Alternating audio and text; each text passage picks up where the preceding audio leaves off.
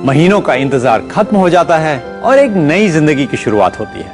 हालांकि एक बच्चे को जन्म देना दुनिया का सबसे प्राकृतिक नियम है, लेकिन फिर भी कई महिलाएं अपने बच्चे को जन्म देते समय दम तोड़ देती हैं। एक बच्चे के जन्म को इस दुनिया की सबसे बड़ी खुशी माना जाता है।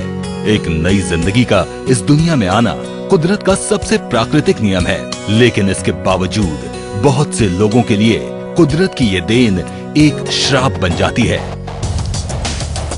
जिंदगी का ये सबसे खूबसूरत मौका खुशियों की बजाय दुख देकर चला जाता है।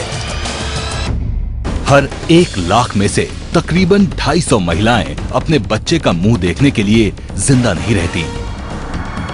हर 1000 में से 48 बच्चे पैदा होने के साथ ही दम तोड़ देते हैं। 160 महिलाएं हर रोज अपने बच्चे को इस दुनिया में लाकर खुद इस दुनिया को छोड़कर चली जाती हैं। चलिए अब प्रेगनेंसी के बारे में बात करने के लिए हम बुलाते हैं काजल खिलानी को। Please welcome Kajal Khilani and mother in law Amita जी।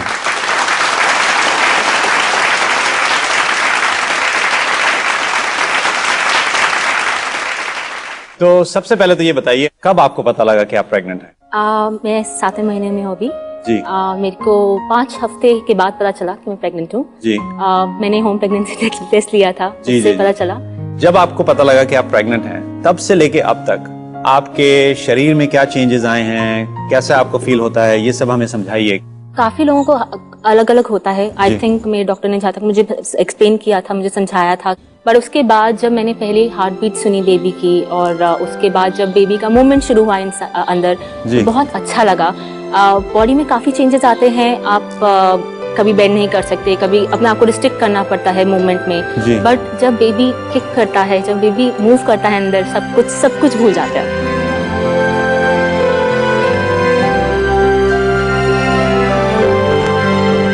शुरू में थोड़ी उल्टी जैसा फीलिंग हुई थी, हाँ जी। वो कितनी देर लास्ट किया? मेरे को 3-4 महीने उल्टियाँ रही थी, काफी उल्टियाँ रही थी।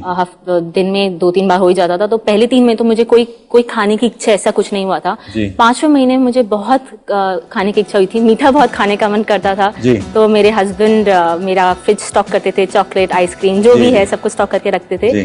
5th मंथ में मैंने सबसे ज्यादा पुट ऑन भी किया था, 4 kg पुट ऑन किया था। मतलब हम पूरी जिंदगी निकालते हैं, पतले हो ये हो, finally we have an excuse कि जितना खाना है खाओ, कोई मना नहीं करता। बिल्कुल, ये एक ऐसा स्टेज है जब जो खाना है खाओ। ऑफ कोर्स 5वें महीने बहुत क्रेविंग्स हुई थी, चाट पापड़ी, पाव भाजी, ये सब कुछ खाने का मन करता था। रात को 2 बजे उठ के मेरे को खाने का मन करता था। कुछ ये भी कहते हैं कि रात को जब आप सोती हैं और अगर बेबी हो तो पीठ पे सोने में थोड़ी सी मुश्किल होती है, ये सही बात है? हाँ बिल्कुल। जब मैं पीठ पे सोती हूँ तो मुझे सांस लेने में थोड़ा जैसे प्रॉब्लम लगता है और हेवीनेस लगती है। मेरे डॉक्टर ने भी बोला है कि वेन्स पे पड़ेगा तो बेबी के लिए भी अच्छा नहीं है, ना मेरे लिए अच्छा है। ये ऐसी सिचुएशन है कि बहुत कुछ देखना पड़ता है। कभी दर्द होगा, कभी वॉमिटिंग होगा, कभी ये खाने का मन नहीं करेगा, ऐसे करने का मन करेगा, बेंड नहीं किया जाएगा, काम नहीं किया जाएगा, बहुत थकावट होती है। जी। तो आप ये बताइए, आप काम करती हैं घर के बाहर? तो ये बहुत इंपॉर्टेंट है कि मतलब काम छोड़ना जरूरी नहीं है। बिल्कुल, काम छोड़ना प्रेगनेंसी के दौरान भी हो सकता है। बिल्कुल। जी। आज हमारे साथ एक एक्सपर्ट भी हैं, doctor Sejal Desai, consultant gynaecologist हैं सरला हॉस्पिटल में। तो please welcome doctor Desai.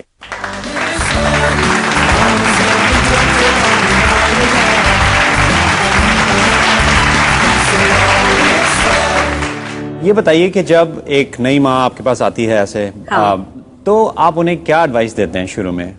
Actually जब भी वो शुरुआत में आते हैं, आई थिंक जो फर्स्ट कंसल्टेशन होती है, सबसे लंबी एडवाइस तभी होती है क्योंकि पर्टिकुलरली इंडिया में बहुत से मिथ्स है जो प्रेगनेंसी के साथ एसोसिएटेड है कि हमें ये नहीं करना है, ये नहीं करना है। तो पहले ही टाइम हम सब यूजुअली ट्राई करते हैं कि पूरा बराबर से साइंटिफिकली बता दे तो आगे चल के प्रॉब्लम नहीं होती। चलिए, अच्छा मौका है, आप हमें कुछ मिथ्स बताइए और बताइए क्या सही नहीं है। ओके। सबसे पहले आई थिंक प्रेगनेंसी में पर्टिकुलरली भारत में इम्पोर्टेंस खाने पे बहुत दिया जाता है जी। तो फ्यू थिंग्स जो हम सबको बोलते हैं, एक तो जब आप खाना खाते हो तो स्मॉल फ्रीक्वेंट मील्स खाने चाहिए, माने 2-3 घंटे के अंतर में थोड़ा थोड़ा खाना चाहिए। मसाला वगैरह आपको अवॉइड करना है, बाहर का खाना अवॉइड करना है क्योंकि इन्फेक्शन इन्फेक्शन लग सकता है। जी। खाने में जो रिच फूड आयरन में है, जो हीमोग्लोबिन बढ़ाते हैं, जैसे है हरी सब्जियां, पालक, गुड़, डेट्स, वो आयरन में बहुत रिच है, वो खाने चाहिए। जो भी खाना खाते हो उसमें नींबू डाल के खाओ तो उसमें से आयरन अब्जॉर्प्शन बढ़ता है। बहुत लोगों को लगता है कि ये चीजें थोड़ी हॉट पड़ सकती है, गर्म पड़ सकती है, तो अबॉर्शन के चांसेस होते हैं, पर ऐसा सही नहीं है। ये बताइए, लेकिन कुछ ऐसी भी मिथ्स हैं कि बहुत सारा घी खाना चाहिए, उससे लुब्रिकेशन हो जाता है, ये सही है? आई थिंक जैसे ही डिलीवरी की डेट नजदीक आती है, सब लोग बोलते हैं कि आज मैंने 1 चम्मच घी खाई। तो मैंने बोला क्यों? नहीं, उससे बच्चा नीचे आ जाएगा। हमने बोला ये बिल्कुल गलत है, क्योंकि जो आप घी खाते हो वो वजाइना में पहुंचता ही नहीं है कि बच्चा नीचे आ जाए। इनफैक्ट उससे सिर्फ कोलेस्ट्रॉल बढ़ता है और उसकी कुछ भी एडवांटेजेस नहीं है। जैसे बेली का शेप देख के हमें समझ में आता है कि बॉय है कि गर्ल है, ऐसा सही है क्या? बिल्कुल सही नहीं है। I wish it was true. I think pregnancy का जो शेप है वो बॉडी के टोन पे डिपेंड करता है, और जो मदर का टोन है उस हिसाब से पेट निकलता है या नहीं निकलता है। बहुत से लोग कंप्लेन करते हैं मेरा अभी 2 मंथ हुआ है और मैं इतनी बड़ी दिख रही हूँ, या द अदर वे राउंड के मैं 7 महीने में हूँ और मुझे कोई बोलता ही नहीं है, कुछ तो गड़बड़ है। But actually that's not true at all. I think सबसे ज्यादा मिथ ऑल्सो एक्सरसाइज ओरिएंटेड है। बहुत से लोगों को भारत में लगता है कि नहीं, एक बार प्रेगनेंसी डिटेक्ट हो गई आप एकदम संभाल के चलो, ये नहीं करो, वो नहीं करो, काम छोड़ दो। ये बिल्कुल गलत बात है। एक्चुअली प्रेगनेंसी को जितने हम नॉर्मली या नेचुरली लेंगे उतनी अपनी प्रेगनेंसी और पोस्ट प्रेगनेंसी अच्छी जाएगी। इंडिया में मैटरनल मोर्टेलिटी रेट यानी कि बर्थ देते समय माँ की मौत बहुत हाई है। तो ऐसा क्यों है और हम इसको कैसे कम कर सकते हैं? Maternal mortality rate unfortunately India में वन ऑफ द हाईएस्ट है डेवलपिंग कंट्रीज में अभी भी, और वो बहुत एक्चुअली शर्म की बात है। यूजुअली जो हम इंडिया को डिवाइड करते हैं अर्बन एरियाज में और रूरल एरियाज में, जो शहर है उसकी मैटरनल मोर्टेलिटी रेट अभी इतनी हाई नहीं है और डेवलप कंट्रीज से एट पार आती है। पर्टिकुलरली जो मेट्रो सिटीज है जैसे मुंबई, दिल्ली वगैरह, जो गाँव है जहाँ अपनी सबसे ज्यादा पॉपुलेशन रहती है वहां पे अभी भी मोर्टेलिटी बहुत हाई है। एक तो वो लोग केयर के लिए जाते ही नहीं है। पूरा जो एंटीनेटल जो पीरियड होता है 9 महीने का, उसमें मिनिमम भारत सरकार ने बोला है कि 3 विजिट्स मिनिमम होने चाहिए, एटलीस्ट 2 या 3 सोनोग्राफी होने चाहिए। आपको आयरन की गोलियां खानी है, कैल्शियम की गोलियां खानी है, ये कुछ भी फॉलो नहीं करते हैं। इसलिए जब भी डिलीवरी का समय आता है ऑलरेडी मदर में कॉम्प्रोमाइज होता है, क्योंकि उनमें खून ज्यादा नहीं होता है। जरा भी ब्लीडिंग ज्यादा हो गया तो तुरंत मौत के मुंह पे आ जाते हैं। जी। तो अगर हमारे दर्शक घर पे डिलीवरी कर रहे हैं तो क्या चीजें वो अपने माइंड में रख सकते हैं जिससे थोड़ा सा सेफ हो सकता है? हाँ, एब्सोल्युटली।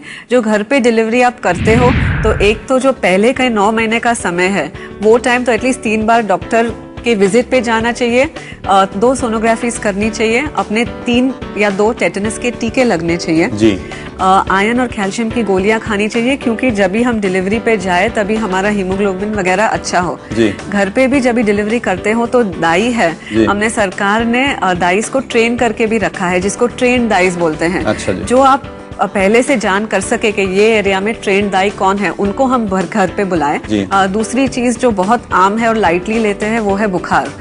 जो बुखार आता है पर्टिकुलरली 100 से ऊपर जाता है, ठंडी लग के आता है, तो तुरंत डॉक्टर के पास जाना चाहिए। जब भी आपको लगता है कि बच्चा बराबर नहीं घूम रहा है, ये एक साइन है कि ये अच्छी बात नहीं है, बच्चा 2 दिन से घूमा नहीं है, आपको तुरंत जाके डॉक्टर को मिलना चाहिए कि भाई ये बच्चा बराबर नहीं घूम रहा है। घूमना मतलब हिलना अंदर, जैसे अंदर, हाँ, हिलना, राइट। एडवाइस हमेशा यही होगी कि आप हॉस्पिटल में आके डिलीवरी कीजिए, क्योंकि डिलीवरी एक ऐसी चीज है जिसमें कभी भी कोई भी अनएक्सपेक्टेड कॉम्प्लिकेशन हो सकता है, और हॉस्पिटल ही ऐसी चीज है जो फुल्ली इक्विप्ड है ये कॉम्प्लिकेशंस डील करने के लिए। तो डेफिनेटली सेफ्टी के लिए हॉस्पिटल में डिलीवरी करना बहुत अच्छी बात है। जी। हम अपने दर्शकों को बताना चाहेंगे, अगर आप घर पे ही डिलीवरी करना चाहती हैं तो कुछ चीजें याद रखिए। पहला, टीके लगवा लीजिए। दूसरा, अगर आप दाई यूज कर रही हैं तो कृपया ट्रेन दाई यूज करें। तीसरा, एक अस्पताल चुन के रखिए, एक प्लान दिमाग में रखिए कि अगर कोई प्रॉब्लम होती है तो आप कहां जाएंगी, क्योंकि लास्ट मिनट डिलीवरी के टाइम ये सब सोचना या प्लान करना बहुत मुश्किल है। ये सब अगर आप प्लान करेंगे तो आपकी प्रेगनेंसी होगी हैप्पी प्रेगनेंसी और आपकी होगी सेफ डिलीवरी। तो आपके कोई क्वेश्चंस हैं हमारे लिए? मेरा एक क्वेश्चन है। कहिए।